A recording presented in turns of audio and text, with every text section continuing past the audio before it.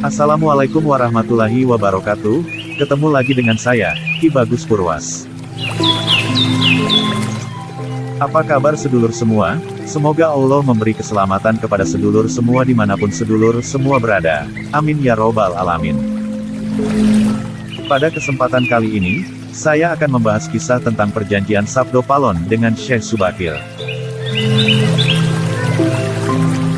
Dikisahkan banyak ulama yang diterjunkan untuk berdakwah di tanah Jawa, namun mereka semua gugur dalam medan perjalanan.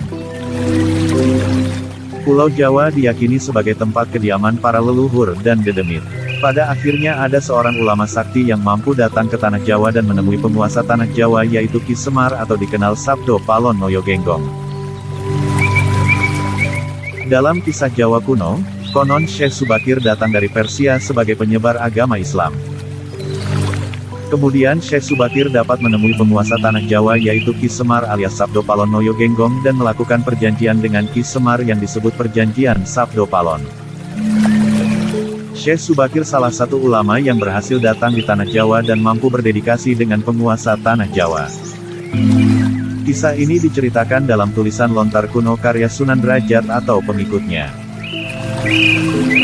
Syekh Subakir merupakan ulama berasal dari Persia. Beliau dianggap sebagai generasi pertama Wali Songo yang menyebarkan Islam di Jawa. Dahulu, proses Islamisasi di Jawa cukup menyulitkan para wali karena kepercayaan orang Jawa yang sangat kuat dengan hal-hal mistis. Setelah diperintahkan Sultan Muhammad Al-Fatih, Syekh Subakir pun datang ke tanah Jawa bersama orang kerajaan Keling India. Sampainya di Jawa, Syekh Subakir menuju Gunung Tidar yang dipercaya sebagai pusat peradaban tanah Jawa. Ia pun meletakkan batu aji kalacakra yang mampu menetralkan daya magis jin. Batu tersebut mengeluarkan hawa panas, sehingga para lelembut menyingkir ke laut selatan Jawa. Ki Semar ikut terganggu sehingga Syekh Subakir dan Ki Semar bertanding. Kemudian mereka melakukan perjanjian Sabdo Palon. Berikut perjanjian Syekh Subakir dengan Ki Semar.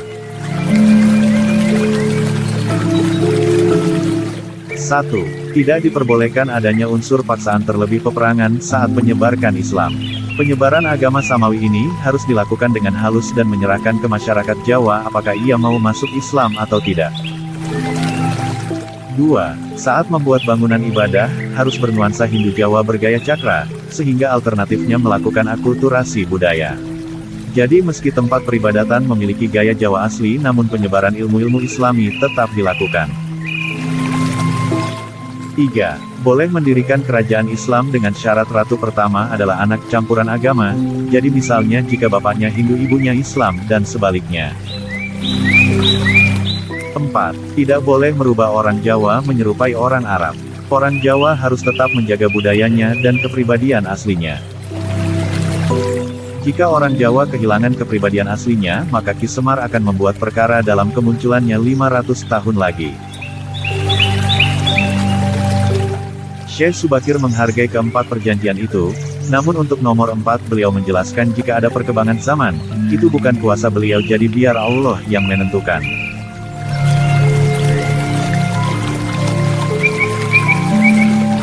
Demikian data kisah perjanjian Sabdo Palon dan Syekh Subakir, nagih janji tanah Jawa. Semoga apa yang disampaikan bisa menambah wawasan sedulur semua. Semoga bermanfaat. Assalamualaikum warahmatullahi wabarakatuh.